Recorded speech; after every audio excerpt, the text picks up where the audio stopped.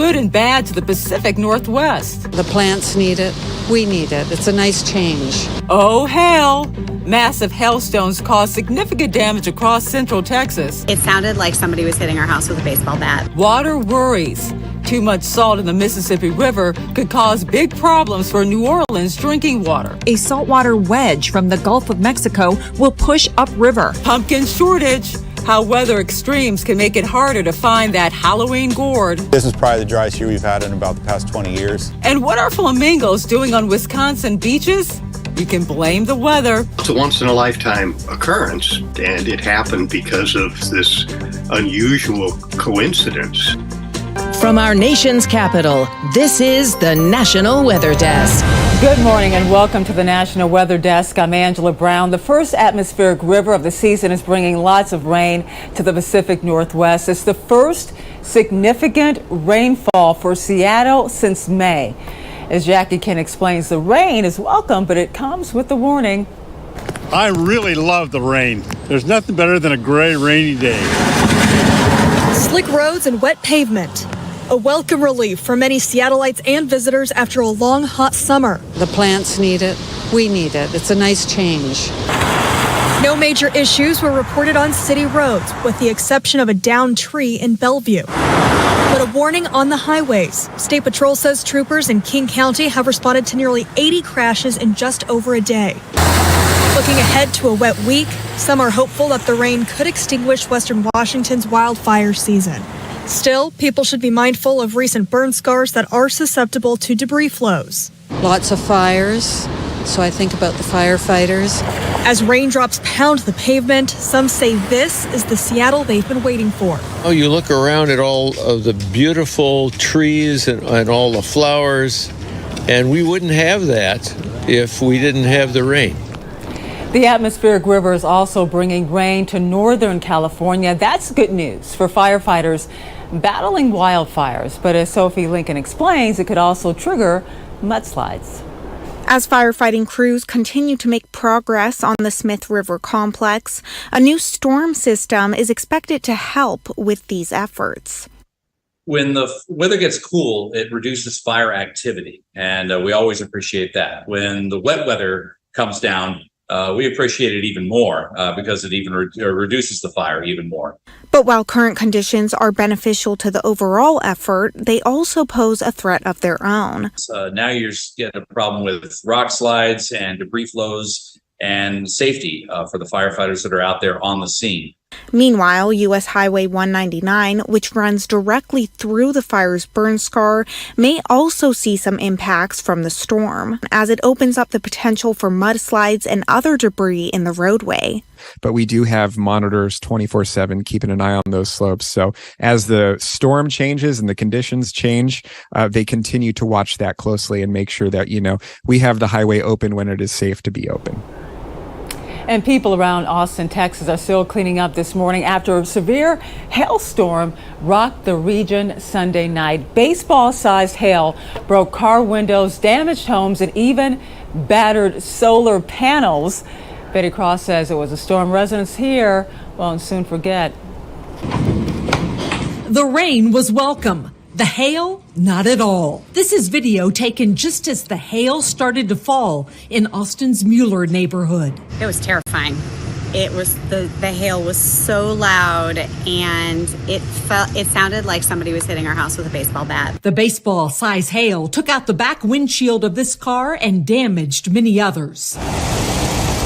The ice chunks also did a 1-2 punch on neighborhood roofs and solar panels. Many never thought they'd see hail big enough to do this kind of damage. It was the size of my palm. A couple of ice sizes as big as my palm. Roofing experts say solar panels are designed to withstand the worst storms. This was a real freaking big deal. But these panels weren't a match for what hit the Mueller community overnight. Solar panels are pretty gnarly. They're very springy too, so they absorb quite an impact before they break. And this is catastrophic is the correct word to use. This is the damage to the screens. Helen Walker knows it will take a lot longer to replace her window screens that have holes the size of the hail that tore through them. The house actually shook. It was as if someone had unloaded a truckload of bowling balls that dropped on top of the roof. Tracking the tropics this morning, we are still watching a few systems in the Atlantic. Tropical storm Philippe is still spinning in the Atlantic. At this point, it's not a threat. There is also a disturbance in the eastern Atlantic. It bears watching, but is not a threat in the near future. So with just over 2 months left in hurricane season, let's take a look at where we stand this morning. So far, there have been 16 named storms in the Atlantic. NOAA's final forecast called for 14 to 21 named storms this season. Colorado State University's final projection was for 18 named storms. Overall, there have been 6 hurricanes, but only Idalia made landfall in the U.S. By the way, the next storm will be named Rena, followed by Sean, Tammy, Vince, and then Whitney. After that, the Greek alphabet will be used just like it was in 2020.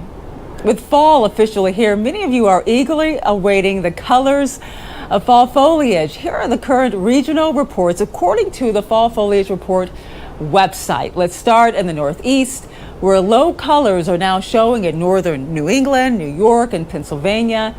In the Mid-Atlantic region, colors are starting to show in parts of Virginia and also West Virginia. Plenty of colors showing in the Midwest, with the best colors in Minnesota, Wisconsin, and Michigan's UP. It's still early in the Southeast, so there's still nothing to see really up there. But same is the case in the Southwest, with the exception of northern New Mexico. And there are big-time colors showing in the Rocky Mountains, as well as Washington and the Sierra Nevada mountains. And now to Louisiana, and a threat that they have not seen since the late 1980s. A saltwater wedge could reach New Orleans by late October, threatening the drinking water supply for thousands of people.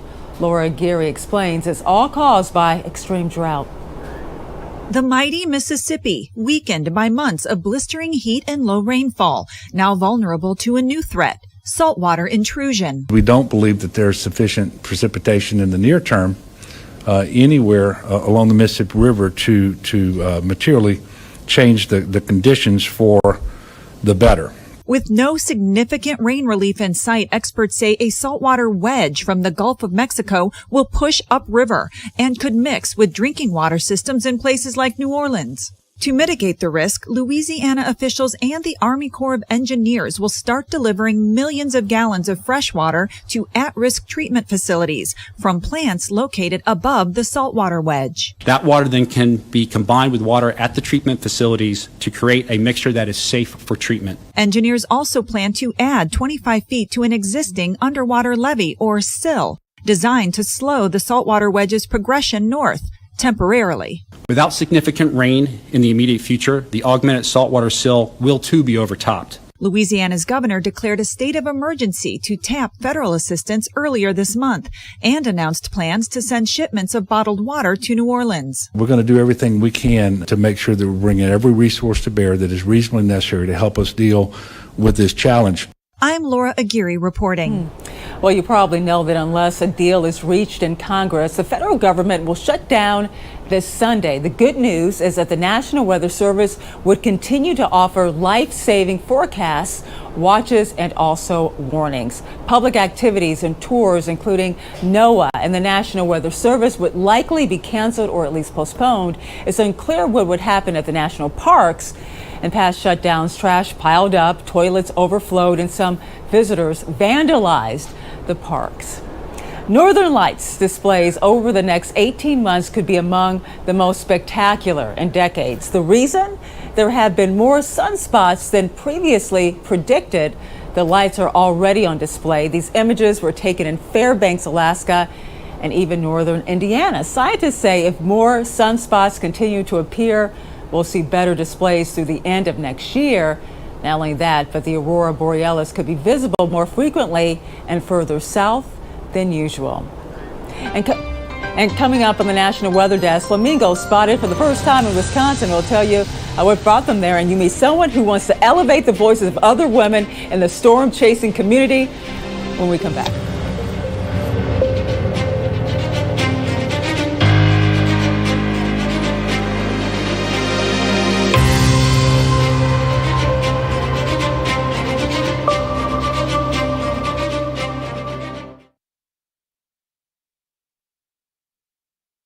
I'm meteorologist Charlie Lopresti with Look at the Northeast. We have a very nice stretch of weather on the way in the Northeast in the coming days. 60s to near 70 degrees will do it for most towns today. Parts of southern New England may have a hard time getting out of the upper 50s due to some more clouds here. Greatest chance for a shower will be northern New Jersey. Perhaps southern parts of New York as well. This is 2 o'clock in the afternoon today. Skies will be brightest throughout northern New England.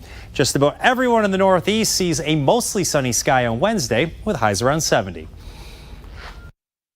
I'm meteorologist Jonathan Myers, and here's a look at the mid-Atlantic region, starting off with temperatures in the 50s and potentially some low to mid-60s south. But as we head into the afternoon on Tuesday, not a whole lot better. Maybe a little bit warmer as you head down toward Richmond, especially up and over the Appalachians. Otherwise, another kind of cool and clammy day. Could see some spot shower sprinkles from the remnant moisture from Ophelia. That's our latest weather maker, potentially clearing as we head toward midweek. That's the scene here. I'm meteorologist Vitas Reed. Here's a look at your southeast forecast highs for the day. It's going to be a hot one in Nashville, 90 degrees, 92 in Tupelo, Birmingham about 87, 76 in Raleigh with a little bit of cloud cover and spotty showers, Jacksonville 85, 89 in West Palm. It looks like we have a little bit of a stalled out front that's across parts of the area. It's going to help fire up a little bit of showers and thunderstorms through the afternoon, especially over parts of Florida and southern Georgia. A little bit of clouds will stick around through the Carolinas, keeping temperatures in check.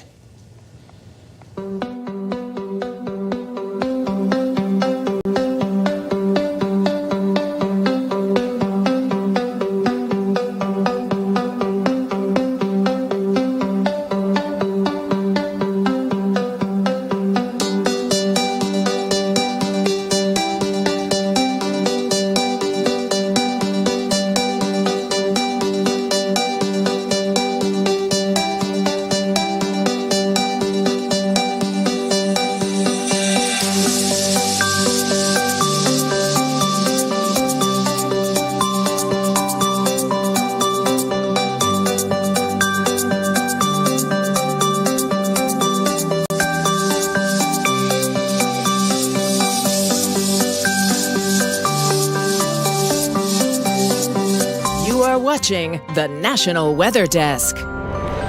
It's a sight never seen before in Wisconsin. Several flamingos were spotted on Lake Michigan beaches during the weekend. Lexi Schroeder has more on how these tropical visitors found their way to America's Dairyland.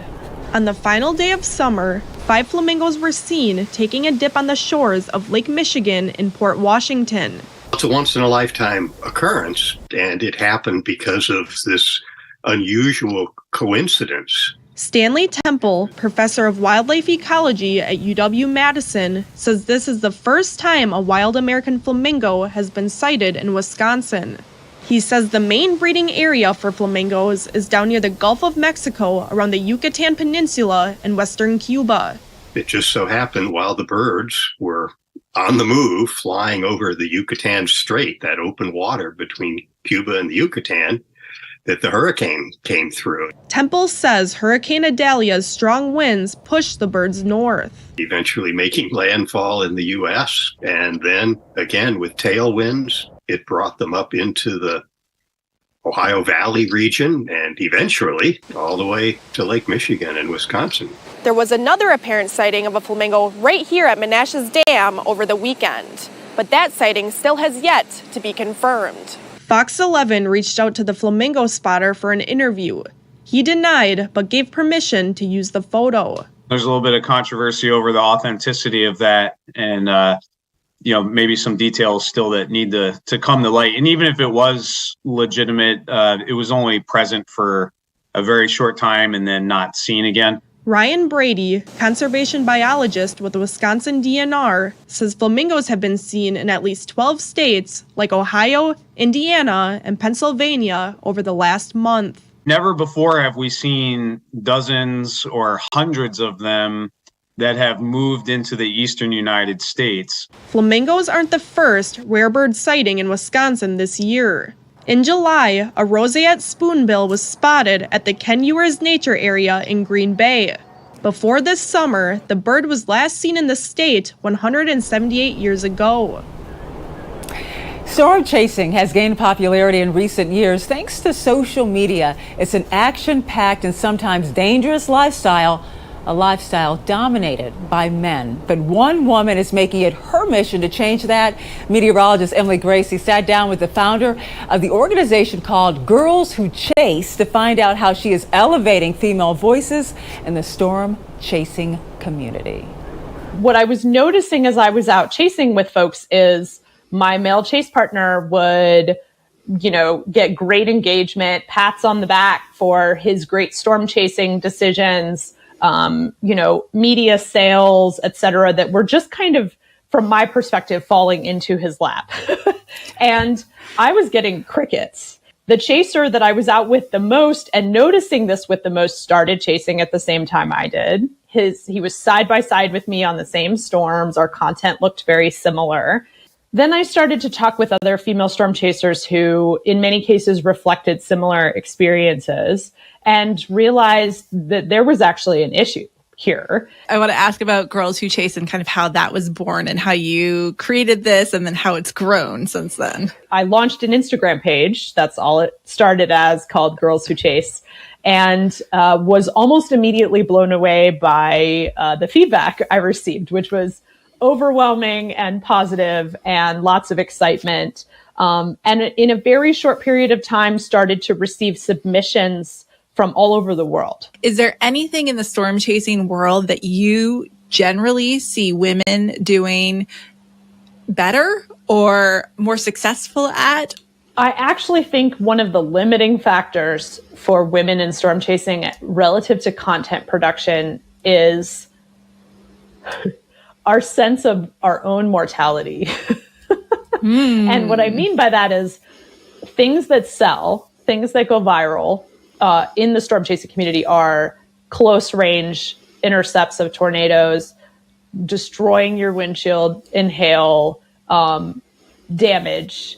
What I have noticed that women do better, and you see it on our Instagram page, is find the beauty in weather.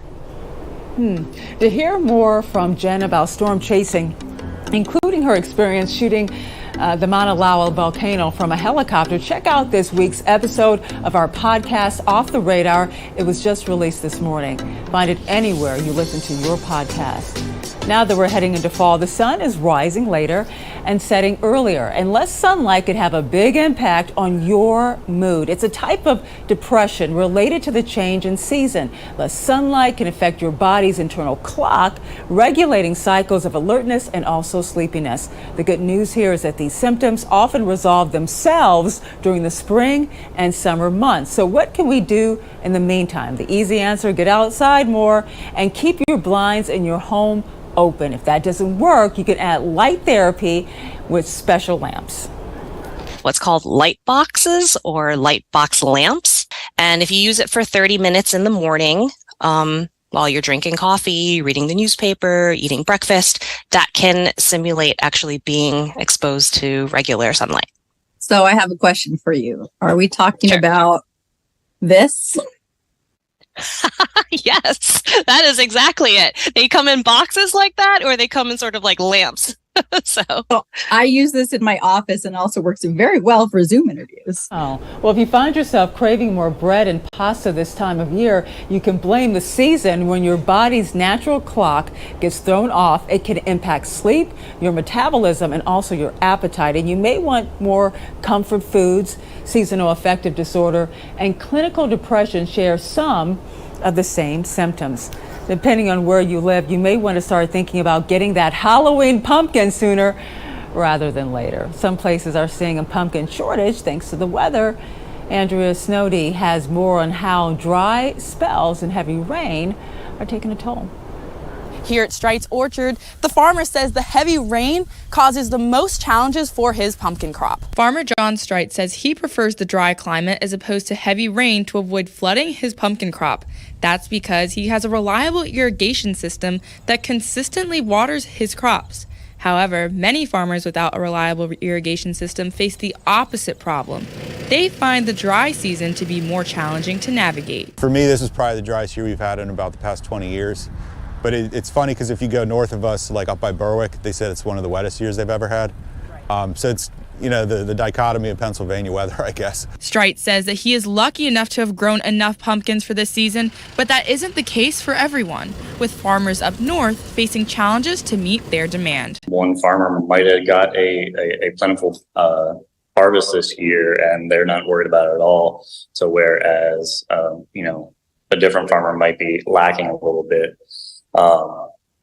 So definitely in some areas you might see a little bit of a price increase. If you celebrate Halloween and are looking to decorate your home for the fall, I'd carve out the time to start looking for your pumpkins now before they're all gone. And as we head to break, enjoy this view of a train traveling near mountain fall leaves. We'll be right back.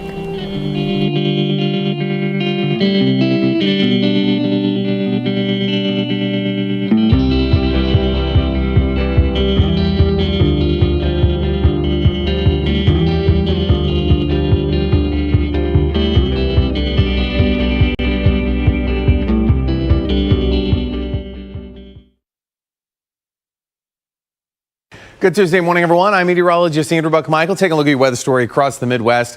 Dealing with some scattered showers and thunderstorms as we continue into the next few days here. That's going to slowly drift its way more to the east and southeast. So for the day tomorrow, a lot of 60s and 70s, getting up to 90 there in Wichita. That rain continues drifting its way into the Ohio Valley on Thursday, while most of the Midwest, or at least the rest of it, warming up and drying out. Good Tuesday morning to you. Meteorologist Chris Suchet. Look at our forecast today across the region, and we'll keep an eye out South Texas and along the Gulf Coast in Louisiana for a couple of showers or a thunderstorm as we round out the day with a very weak frontal boundary draped across the southern part of the region. Otherwise, sunny skies, 80s and low 90s, North Texas, Oklahoma, and Little Rock. Here's Wednesday's forecast, 60s and 70s into the morning, slight rain chance near the Gulf. Otherwise, it is a dry day with 80s and 90s Wednesday afternoon. Well, hi there, everybody, and a good Tuesday morning to you. I'm meteorologist Shannon O'Donnell. Out west, we've got a lot of heat in the Four Corners region, right back into the triple digits around Phoenix. But in the PNW, it's like somebody flipped a switch right when we went into autumn. Cool and very rainy from Seattle through Portland. Reason being, this is the big weather maker, a double-barreled area of low pressure rolling into the west coast, sending heavy amounts of rain into the Emerald and the Rose cities again into Tuesday. And that's the scene from here.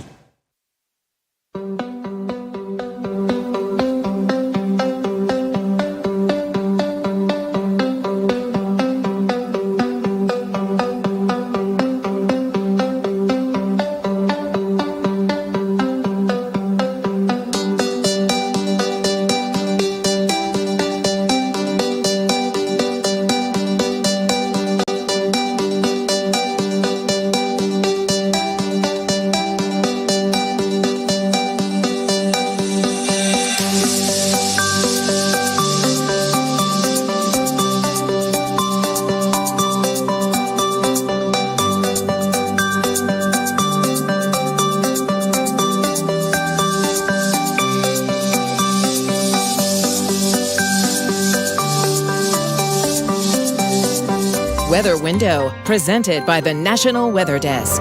These are known as Kelvin Helmholtz waves. Spotted in Bristol, Virginia, it's a rare phenomenon where clouds produce a billowing wave pattern. They appear when there's strong vertical speed shear between two air streams. And this is what we call a perfect mackerel sky. The rows of cirrocumulus clouds display a rippling pattern similar to fish scales, hence the name. Listen to Off the Radar. New episodes every Tuesday. Find it wherever you get your podcasts. Rain, rain, go away, something many children and even some adults may chant when rain showers ruin outdoor fun. But should we want all those raindrops to scatter? Darren Zahn explains how rain can help us breathe better. You may have heard that when the rain moves in, it can actually clean the air that we breathe. But exactly how does that work? According to scientists at MIT, when raindrops are falling from the sky, on the surface of those drops, they can attract particulates, things like soot, sulfates, or even pollen. That means when the rain comes to the ground, it brings with it those pollutants, making the air cleaner to breathe and can also even cut down on your allergies.